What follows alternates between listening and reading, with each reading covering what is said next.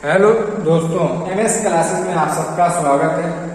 आज हम लोग जो है कक्षा 10 एनसीईआरटी जो गणित है हमारा अध्याय जो 5 है, तो ये समांतर श्रेणी वाला जो लेसन है प्रश्नावली 5.1 का जो है आज हम लोग पहला क्वेश्चन करेंगे।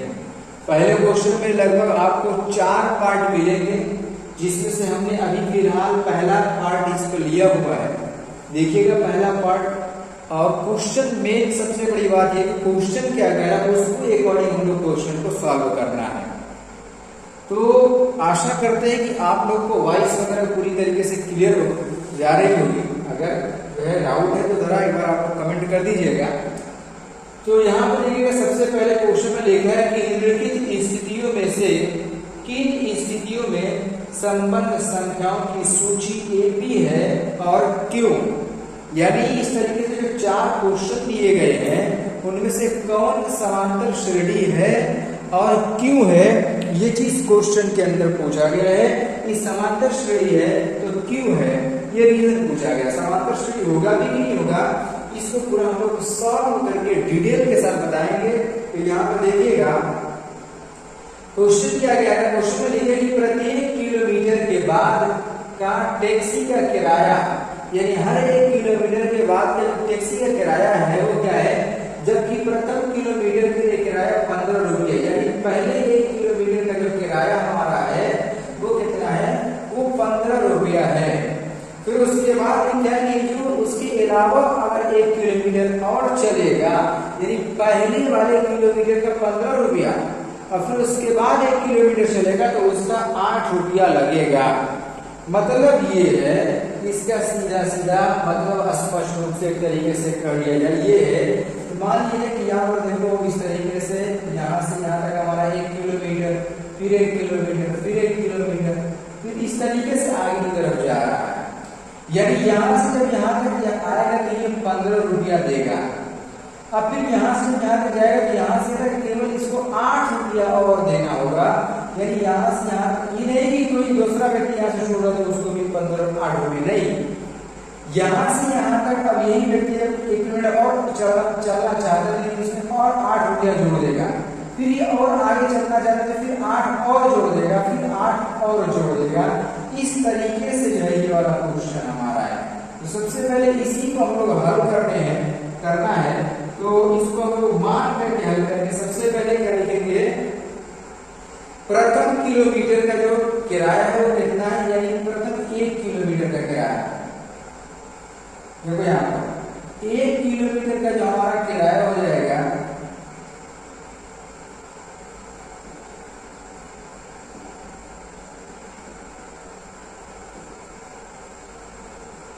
ये जो किराया होगा वो कितना हो जाएगा हमारा 15 रुपया। अच्छा, अगले 2 किलोमीटर की बात करें, यानी अगर 2 किलोमीटर का जो हमारा जो किराया होगा या 2 किलोमीटर के लिए किराया,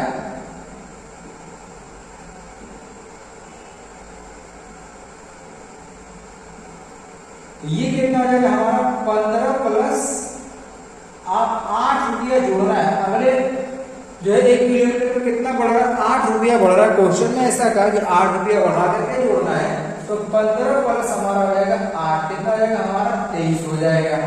फिर कह रहे 1 किलोमीटर और चलेंगे तो इसी में 8 रुपया और जोड़ना पड़ेगा। यानी यहाँ पर हम कर देंगे 3 कर दे रहा हूँ। देखो 3 किलोमीटर का किराया,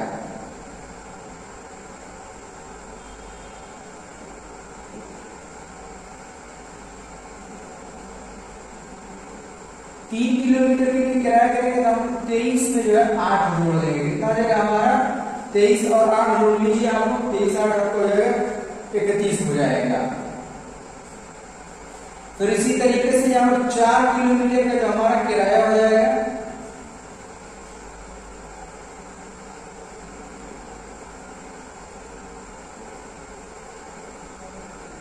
देखिएगा 4 किलोमीटर के लिए किराया 31 प्लस 8 कर लेंगे और यहाँ पर हमारा कितना होगा 42 हो गया, 39 ये हो जाएगा।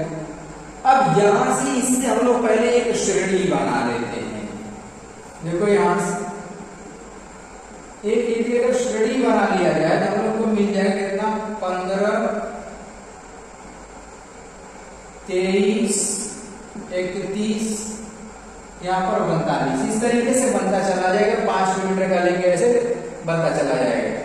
हम लोग को बस ये बताना है कि जो क्वेश्चन दिया गया है ये क्वेश्चन समांतर श्रेणी में आएगा कि नहीं आएगा ये बताना है।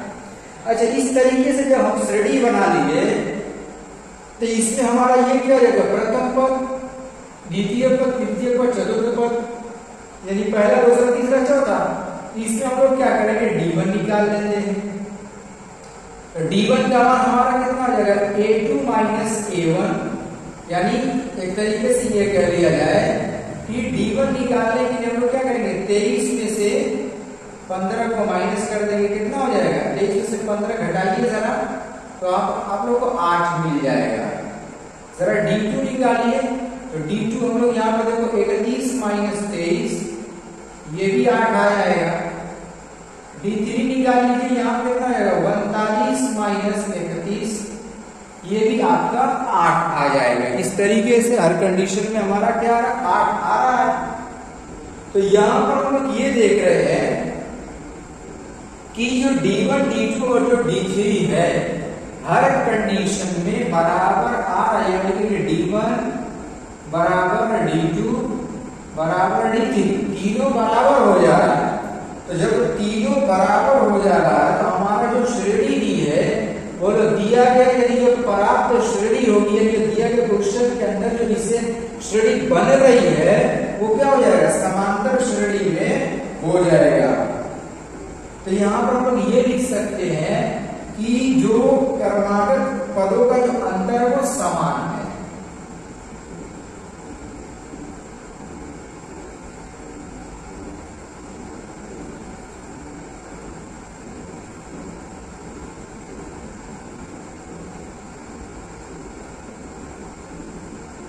क्या लिखेंगे कि क्रमागत पदों का अंतर समान है, और जब ये क्रमागत पद का जो अंतर समान हो जाएगा तो हम लोग ये कहेंगे कि जो दिया गया हमारा क्वेश्चन है वो समांतर श्रेणी में है। तो क्या लिखेंगे, अतः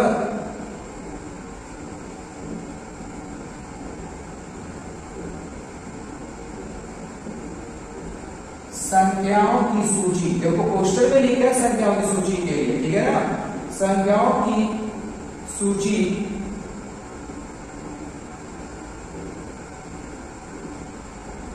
समांतर श्रेणी है, यानी एपी है, इस तरीके से दिखा दिया जाएगा।